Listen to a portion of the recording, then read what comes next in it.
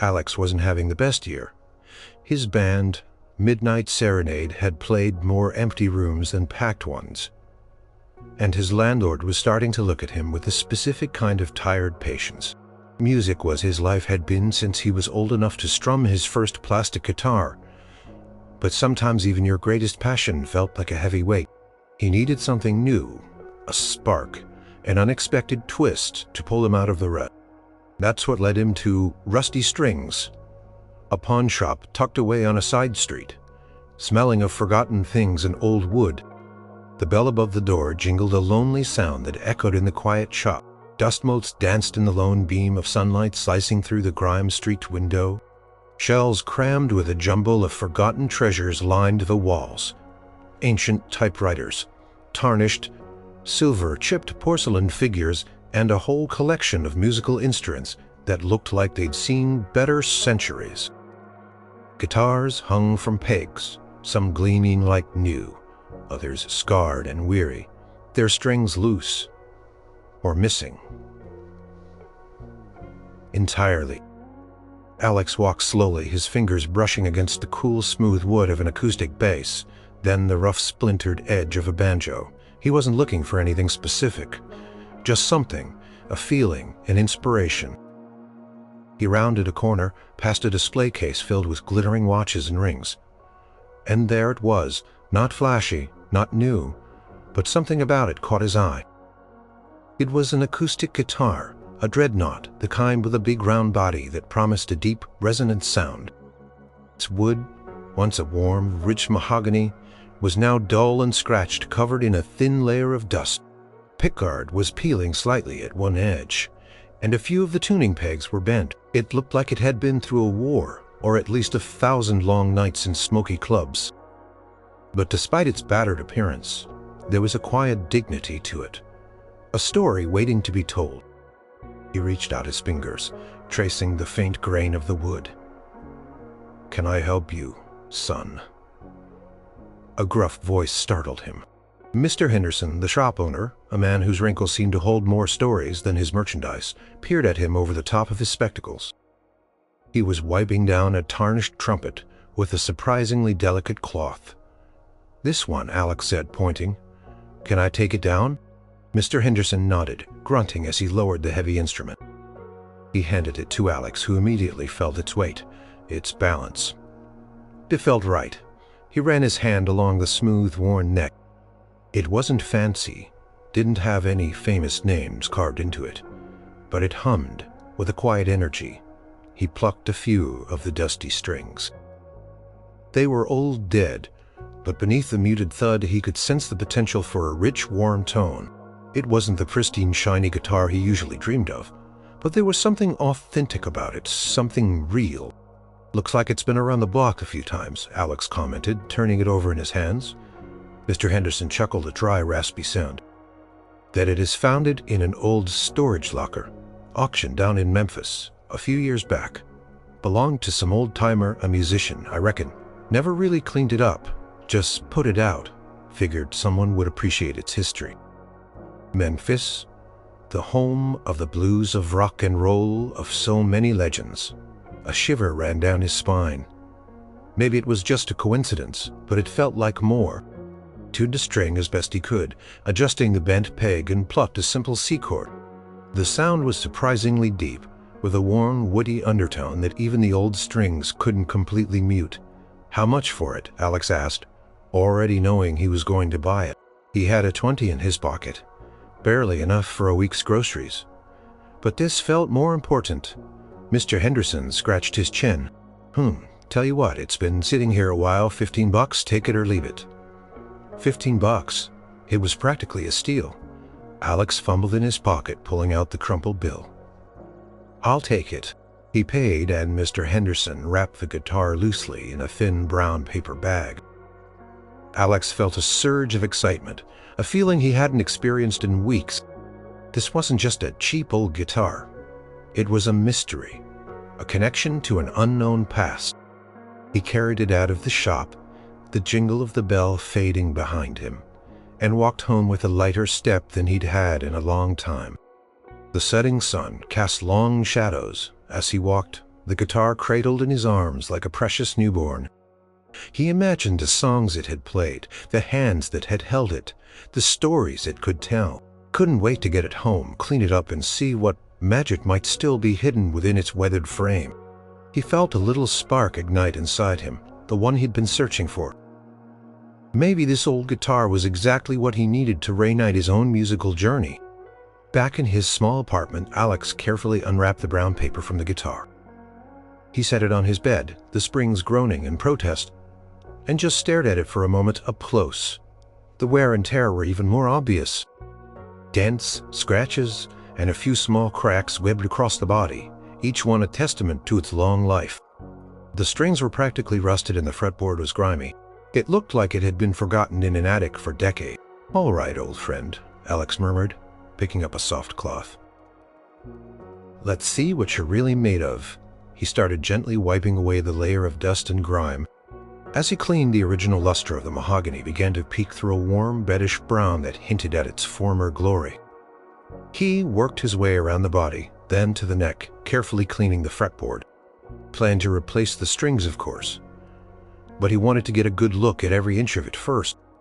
He reached the sound hole, the round opening in the guitar's body that amplifies its sound. It was dark inside, dusty and mysterious. He peered in, trying to make out details. He noticed something small, tucked right up against the bracing inside the lower bout of the guitar. A dark, flat shape. His brow furrowed. It wasn't part of the guitar's structure. It looked like something had fallen in structure. Curiosity piqued Alex. Carefully tilted the guitar, trying to dislodge whatever it was. He gently shook it, but the object remained stubbornly in place. He frowned, wondering if he needed a pair of tweezers. Picked up his phone, turned on the flashlight, and shined it inside the sound hole. The light illuminated the dark interior, revealing the small object more clearly. It was indeed flat, dark, and slightly pointed at one end. It looked like a guitar pick, but why was it stuck so far inside? He reached a finger through the sound hole, trying to nudge it, but it was just out of reach. He sighed, then remembered a long, thin pair of tongs he used for cooking. He grabbed them from the kitchen drawer, came back and carefully inserted one end through the sound hole. Took a few tries maneuvering the tongs through the narrow opening, but finally he managed to grasp the edge of the pick. Slowly, carefully, he pulled it out. It was small, about an inch long, and surprisingly thick. This one felt like a dark polished stone, or maybe very old hardened leather. It was dark brown, almost black, with a slightly irregular shape, as if it had been cut by hand. And on one side, faint but undeniably, there were 3 capital letters. E.P. Alex stared at it, his breath catching in his throat. E.P. His mind raced, scrambling for possibilities. But then he remembered Mr. Henderson's words, "Down in Memphis," and the feeling he'd had when he first saw the guitar, that sense of a hidden story.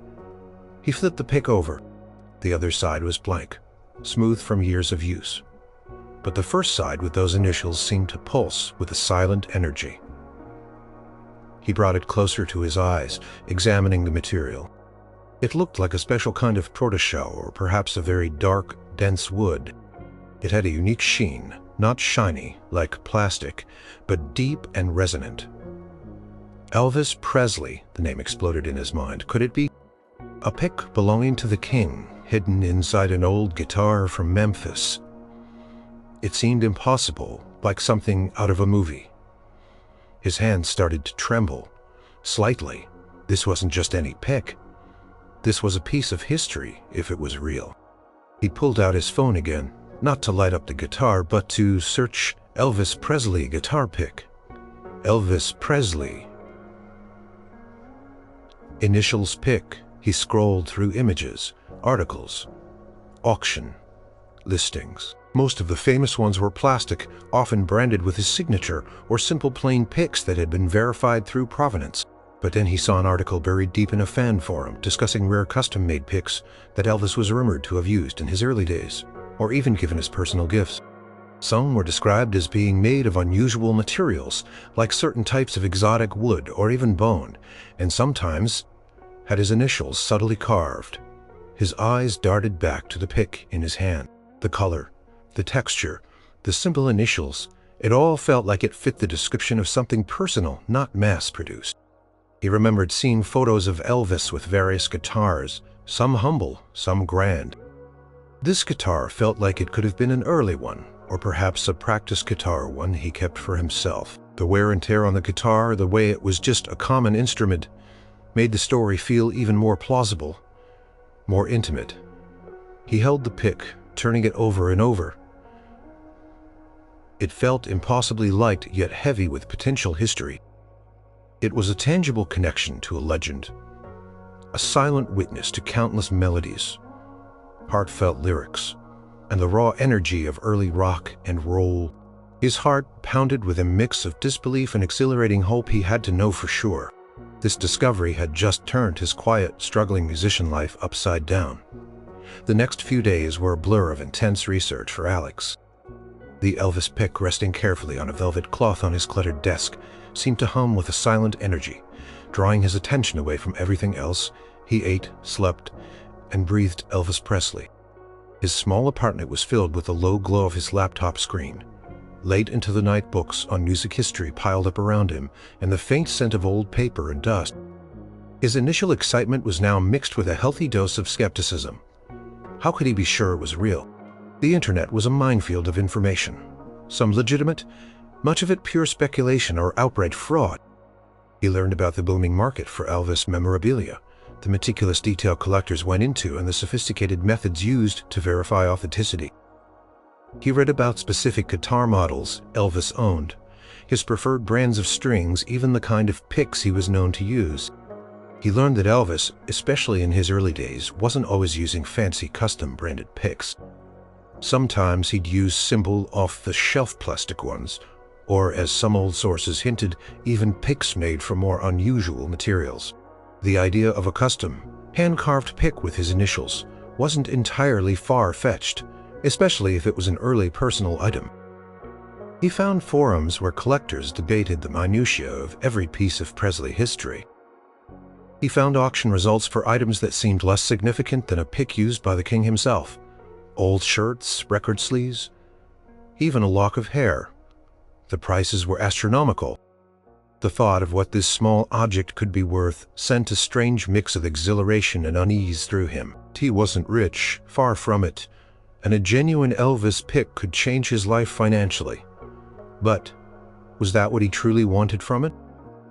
He also started watching old concert footage, trying to catch glimpses of Elvis's hands, the way he held his guitar, the kind of picks he might have used.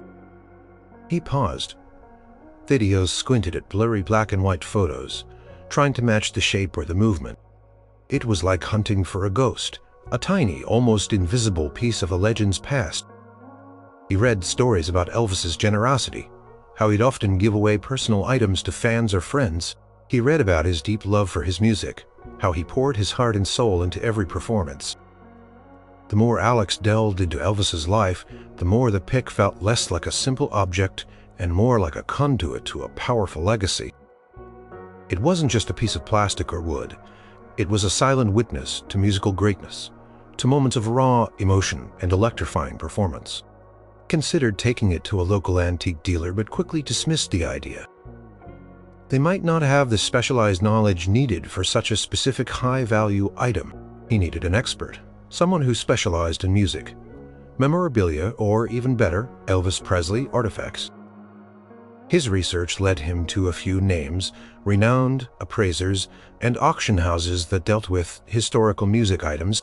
Even found mention of a small but highly respected music museum in Nashville that had a reputation for authenticating rare instruments and accessories. This seemed like a good neutral option, not just about selling it, but about verifying its place in history. The pick itself was a puzzle. Its material seemed organic, dense, and had a subtle weight to it. He learned about different types of wood, bone, and even stone that were sometimes used for picks in older eras. He tried to match the faint EP carving to known examples of Elvis's handwriting or signature style, but these early picks wouldn't have been signed.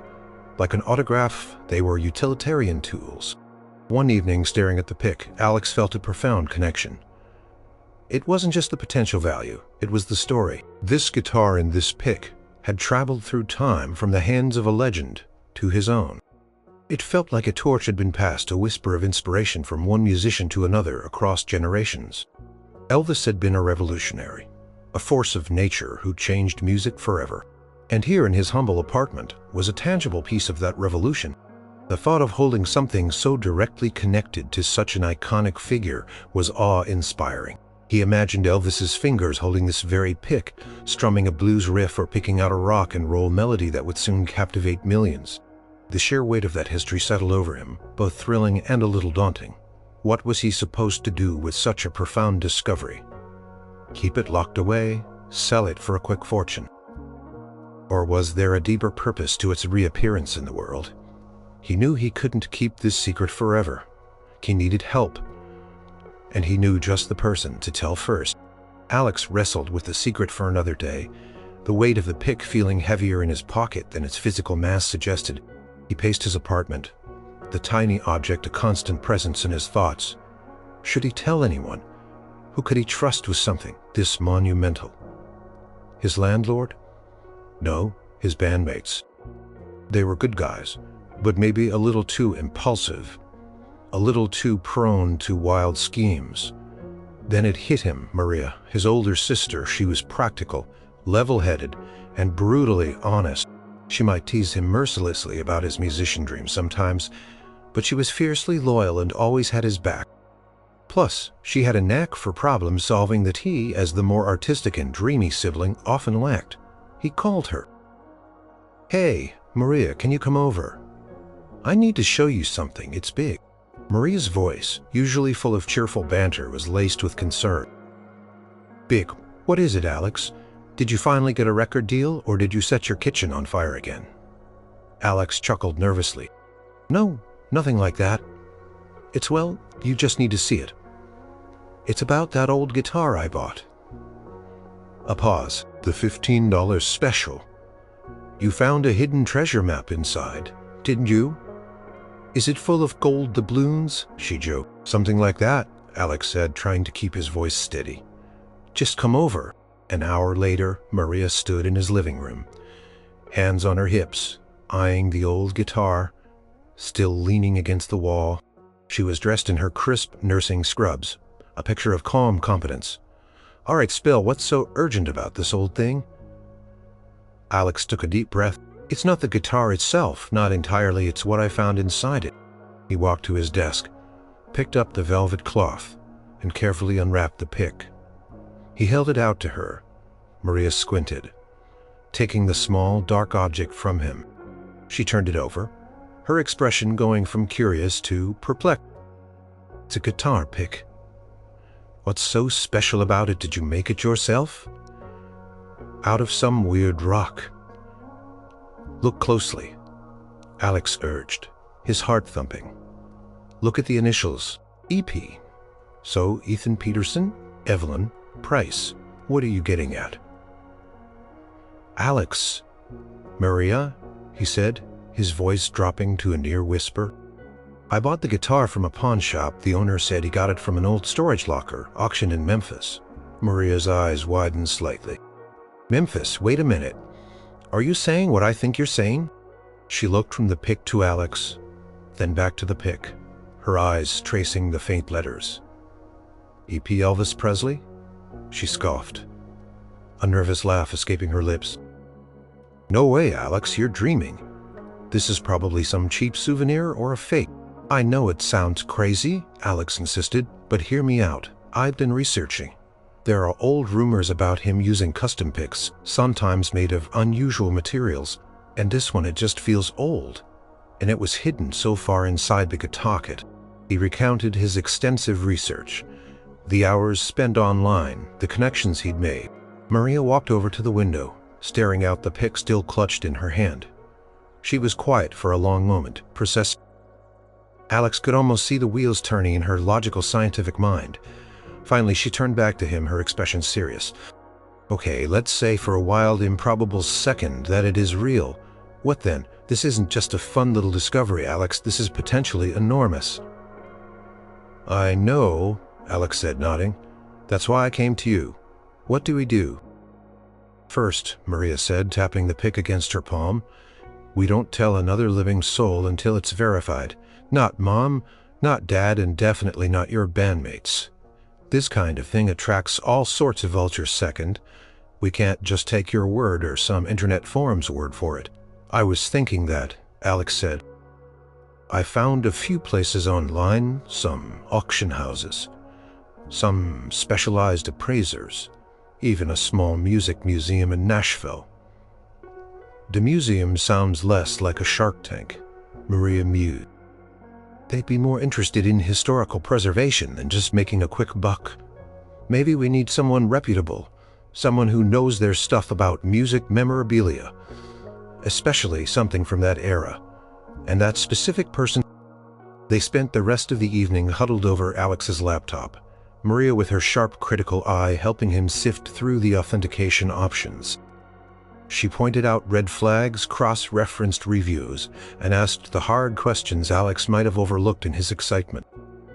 They narrowed it down to two possibilities: a very high-end auction house known for its rigorous authentication process, or the smaller but well-regarded National Museum of Music in Nashville.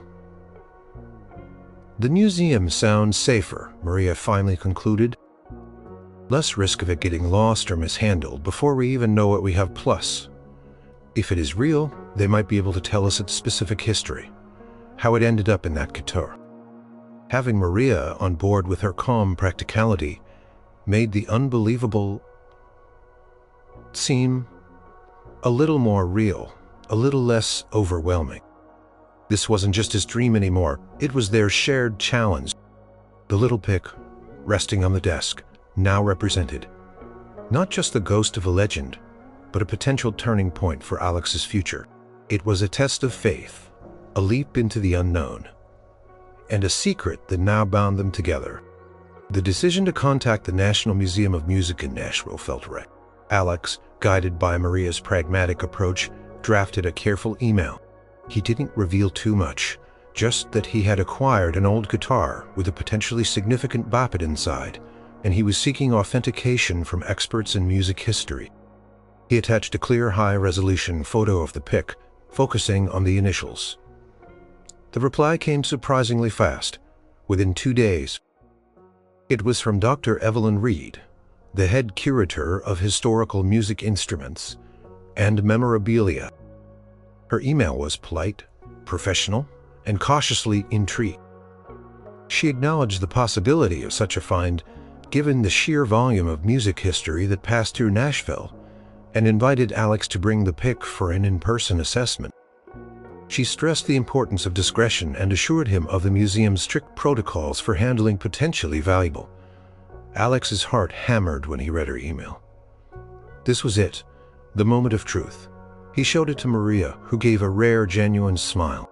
"See, I told you this is serious, Alex. No more pretending, it's just a crazy dream." They set a date for the following week. Alex spent the intervening days in a state of nervous anticipation. He didn't play his guitar, much afraid to smudge the pick or worse, lose it. He kept it in a small, padded jewelry box, hidden in a sock drawer, checking on it multiple times a day. He'd meticulously cleaned it one last time, gently wiping off any lingering dust with a soft cloth, but he didn't dare try to polish it or do anything that might alter its aged appearance. The night before the trip, Alex couldn't sleep. He lay awake, picturing the museum, Dr. Reed, and the moment she would examine the pick. What if it was a fake? What if he'd gotten his hopes up for nothing? The disappointment would be crushing. He pictured the pick in Elvis's hand on stage, lights blazing. He imagined the energy, the passion it fueled his own nervous excitement. Maria, ever the practical one, took charge of the logistics. She booked their bus tickets to Nashville, found a decent, affordable hotel, and even packed them a small cooler of snacks. No sense spending a fortune on road food, she declared. We're on a mission, not a vacation. Bus ride was long filled with the monotonous hum of the engine and the quiet chatter of other passengers. Alex stared out the window, watching the landscape blur by. his mind replaying every detail of his discovery. Maria tried to distract him with anecdotes from her nursing job, but he was too wound up. "Just breathe, Alex," Maria finally said, patting his knee. "Whatever happens, it happens. At least we'll know for sure. And you found something incredible, real or not. It's a great story." "It's more than a story, Maria," Alex mumbled, pulling the small jewelry box out of his backpack and clutching it. "It feels important, like it was meant to be found." The city was alive with music, even in the quiet hum of the bus station. Honky-tonk sounds drifted from nearby bars, and the air seemed to vibrate with history. The next morning, dressed in their best slightly wrinkled clothes, they took a taxi to the National Museum of Music. The museum was an impressive building, a blend of modern architecture and classic design. Inside, it was quiet, reverent, filled with exhibits promoting the evolution of music, from ancient instruments to modern recording technology. They passed displays of legendary guitars, iconic stage costumes, and handwritten song lyrics. Alex felt a lump in his throat. This was where history lived. At the front desk, they announced their appointment with Dr. Reed.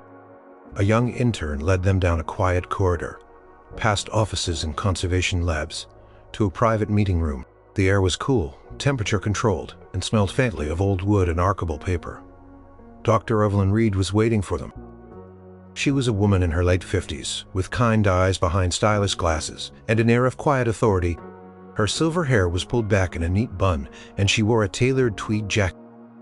"Mr. Thorne, Miss Thorne," she greeted them, her voice calm and professional. "Thank you for coming. Please, have a seat." Alex's hands were sweating as he carefully placed the jewelry box on the polished table. Maria gave his arm a reassuring squeeze. Dr. Reed sat opposite them, a magnifying glass and a pair of white gloves, resting on a felt pad in front of her. The moment was here. The fate of the pick, and perhaps Alex's own future, was about to be revealed. He took a deep breath, trying to steady his racing heart. Dr. Evelyn Reed's movements were precise and unhurried. She slipped on her white gloves, her eyes observing Alex and Maria with a gentle curiosity. "All right, Mr. Thorne," she said, her voice calm and measured. "May I see the item?" Alex nodded, his throat suddenly dry.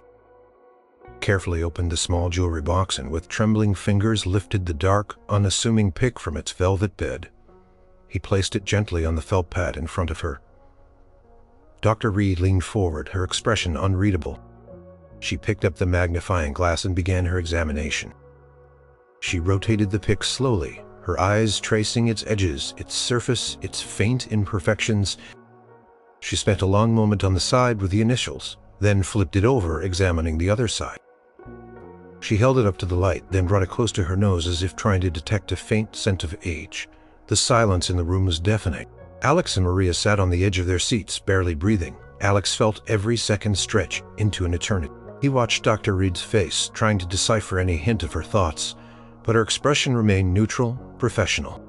Maria, ever practical, was perfectly still, her gaze fixed on the pick. After what felt like an hour but was probably only 5 minutes, Dr. Reed put down the magnifying glass. She picked up a small, specialized camera and took several high-resolution photos from different angles. Then she retrieved a small, soft brush and gently, almost imperceptibly, brushed away a tiny speck of dust from the surface. Finally, she placed the pick back on the felt pad. She looked up at Alex, a small, knowing smile beginning to form on her lips. Alex's heart leaped. "Mr. Thorne," she began, her voice still calm, but with a new warmth in it. "This is quite a remarkable piece." Alex leaned forward, a silent question in his eyes. "There are microscopic abrasions that indicate regular contact with guitar strings, and the edges are smooth, almost polished from being held and played." She paused, then looked directly at Alex. "And the initials EP, while we can never be 100% certain without direct provenance, like a signed letter from the man himself, stating he made or used this specific pick, all forensic evidence points to this being a genuine bucket." A wave of relief so profound it made Alex lightheaded, washed over him. Maria let out a small gasp, squeezing his hands so hard it almost hurt. We have several documented examples of Elvis Presley using and even giving away personal items with his initials, sometimes subtly marked like this, Dr. Reed explained. Condition of the guitar, you found it in its age, and the location it was found in Memphis, the heart of his early career, all add to the compelling evidence. It's highly probable that this pick belonged to Elvis Presley. She picked up the guitar pick again, turning it in her gloved fingers. It's a rare type of find. Most of his known picks are plastic, or have his full signature. This one is more intimate, more personal. It speaks to a different kind of connection. It's likely from his early years, perhaps late 50s or early 60s, before he became the global phenomenon and everything he touched was branded. Do you have any idea how it could have ended up in that particular guitar? Alex managed to ask, his voice still a little shaky. Dr. Reed nodded thoughtfully. It's a beautiful thought, isn't it? A silent companion waiting to be rediscovered. She carefully placed the pick back in its box. Congratulations, Mr. Thorne. You've discovered a truly remarkable piece of music history. This pick, if indeed it is what we believe it to be, is exceptionally valuable, both monetarily and historically. Alex could only stare, a mixture of awe and disbelief washing over him. It was real. All the dreams, the late-night research, the crazy hope. It was all true. He had found a genuine piece of Elvis Presley. The implications swirled in his mind, overwhelming and exhilarating. This wasn't just a discovery. It was a profound connection to the past, a tangible link to the king of rock and roll. His world had just irrevocably changed, a bus ride back home. Alex still clutched the jewelry box, but now it felt lighter, almost buoyant, as if carrying the weight of confirmation had lifted a burden. Maria next to him was buzzing with an energy he rarely saw in her. She kept whispering, "Can you believe it, Elvis? In your apartment." Dr. Reed had spent an extra hour with them discussing the next steps. She had explained the various options: private sale, public auction, through a reputable house, or even loaning it to a museum for exhibition. She emphasized that the decision was entirely Alex's, but offered the museum's support in connecting him with ethical and reputable channels. The monetary value Dr. Reed hinted at was staggering. It was enough to change Alex's life, and Maria's too, for that matter. He could pay off his debts, upgrade his equipment, even buy a small house for a struggling musician. It was like winning the lottery. But as they rode, Alex kept looking at the pick. It wasn't just money, it was Elvis the King. A man who had inspired millions, who had poured his soul into his music. He couldn't just sell it off to the highest bidder and forget about it. It felt wrong. Like he was betraying the very spirit of what the pick represented. So Maria said, breaking his thoughts, "What's the plan, Alex? Are you calling one of those big auction houses first thing tomorrow?" Alex sighed, running a hand through his hair. "I don't know, Maria. Part of me just wants to keep it safe. Maybe put it in a display case here. But that seems selfish, doesn't it? And pointless, if it's worth so much." "It's not selfish," Maria argued gently. "It's yours. You've found it, and you deserve whatever good comes from it. Think of what you could do, Alex. New guitars, studio time maybe, even finally get your band to tour properly." "I know," Alex said, "and I've thought about all that, but I keep thinking about what Dr. Reed said, about it being a personal item, maybe from his early days. It feels like it has a story to tell, a purpose beyond just being sold for cash." Maria looked at him, her practical mind trying to grasp his artistic sensibility. "What kind of purpose are you thinking of?" Alex turned the pick over in his palm. Elvis was all about music, about passion, about inspiring people. What if we use this pick not just to make money for me, but to inspire other musicians, especially kids who might not have the opportunities? Maria raised an eyebrow. "You're talking about charity?" Imagine if this pick could help fund music education programs or buy instruments for kids who can't afford them, or even start a grant for struggling artists. Like me, he grinned weakly. That's very noble, Alex, and very you, but it's also a huge undertaking and it wouldn't bring in as much direct cash for you.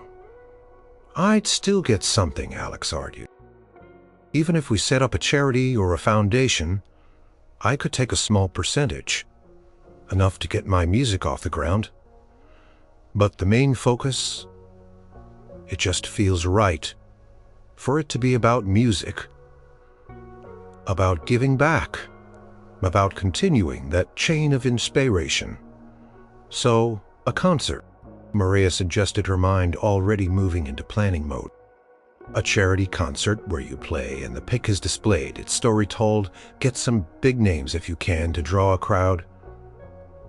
Alex's eyes lit up. Exactly. Imagine the Elvis Pick charity concert. We could talk about how the pick was found, how it connects to the history of music, and how it's now helping to build the future of music. It's a whole narrative. Maria was nodding slowly, a new kind of excitement sparking in her eyes. Okay, now you're talking. That's a powerful story. It's not just about Elvis, it's about you finding it and then using it for something good. It's about legacy. They spent the rest of the bus ride brainstorming, their voices growing louder as ideas flowed.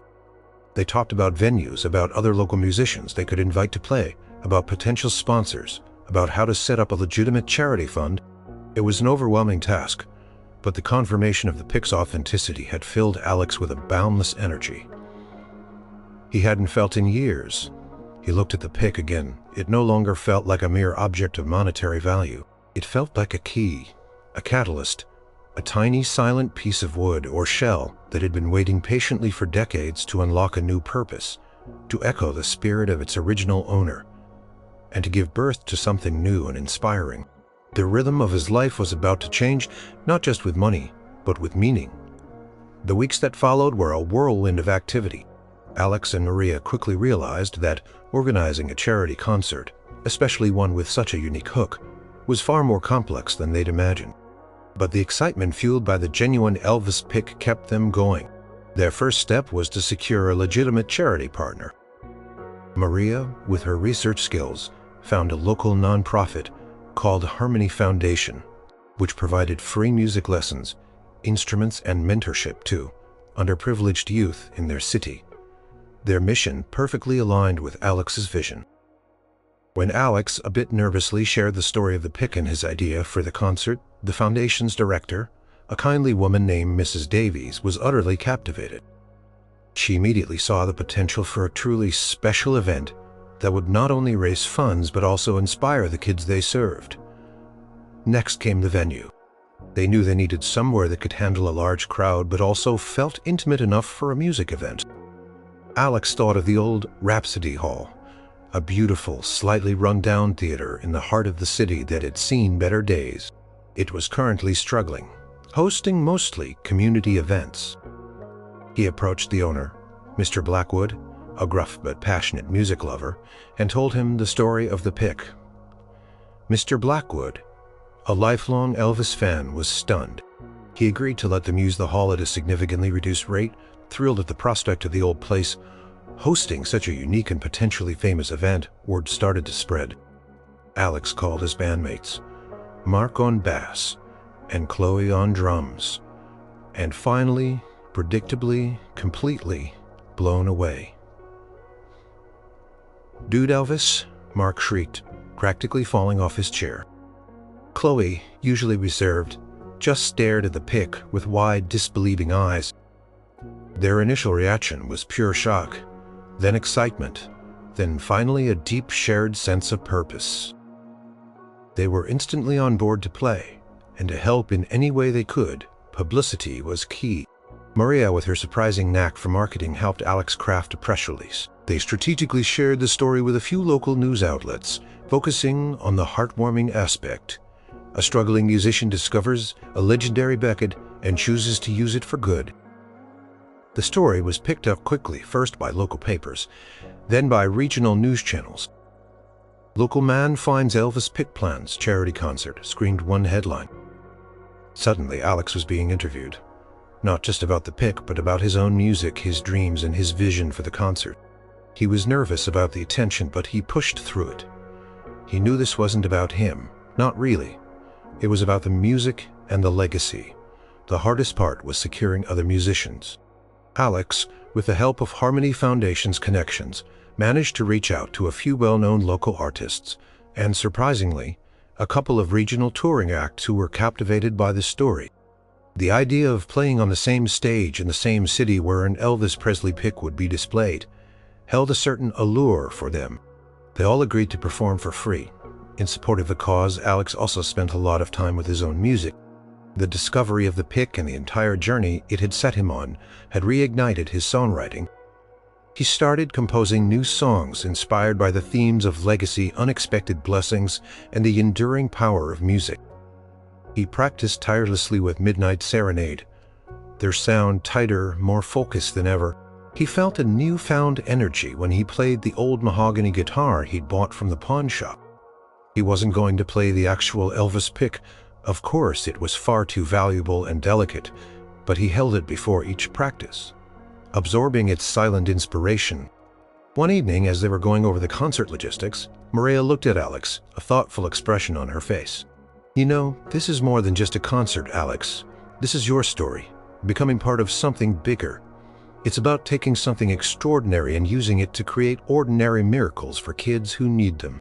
Alex nodded, looking at the small velvet box where the pick rested. It was no longer just a piece of history. It was a catalyst, a symbol of hope.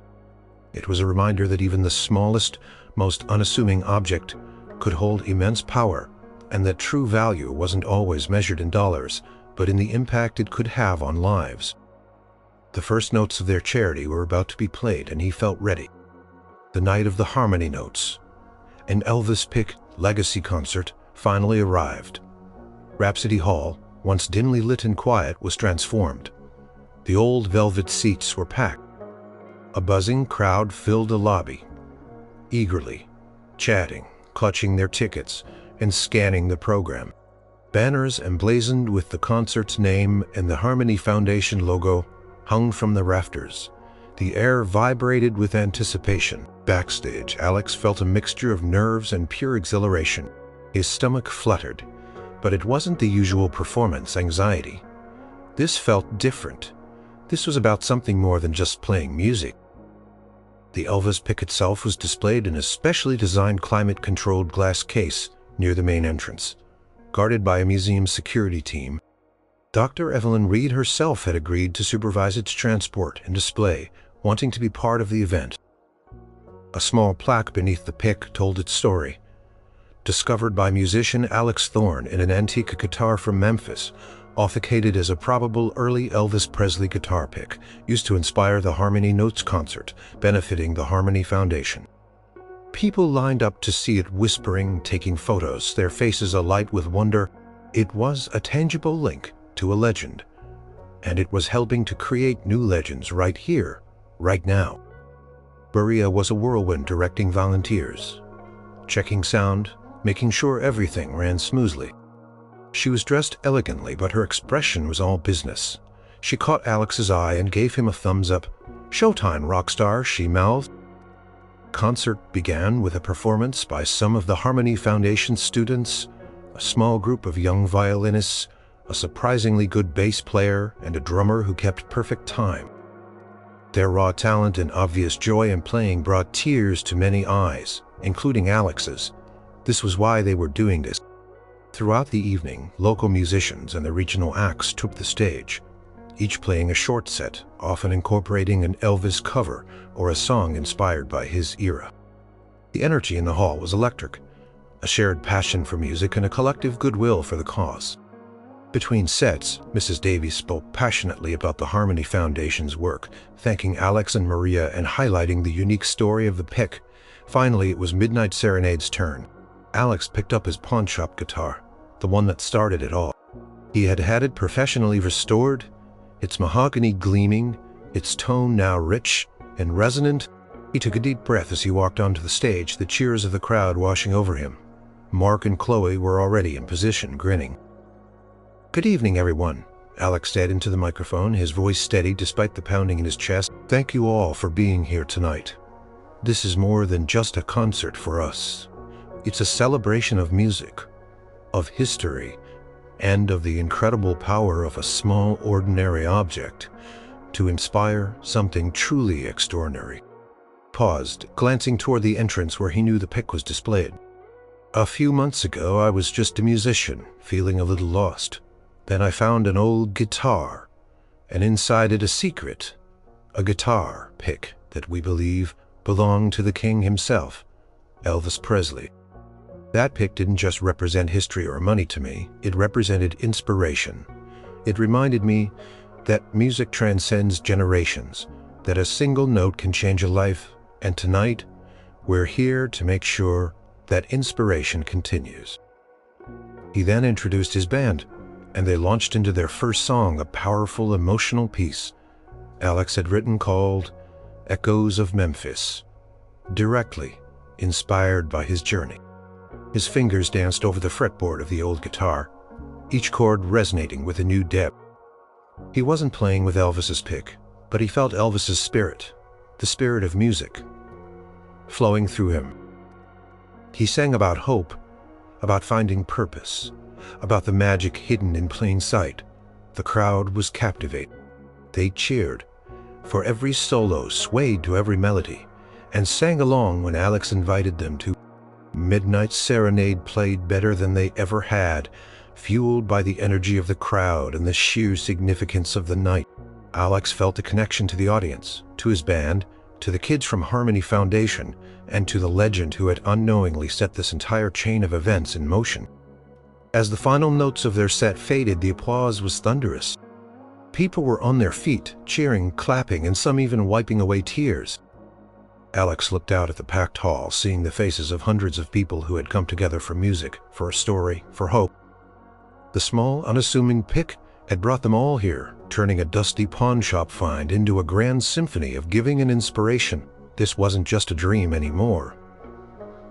It was real, and it was beautiful. The Harmony Notes concert was an undeniable triumph. Online articles, radio interviews, and even a small segment on a national morning show all highlighted the heartwarming story, the struggling musician, the Elvis pick, and the powerful charity concert it inspired. The Harmony Foundation was inundated with donations far exceeding their most optimistic goals.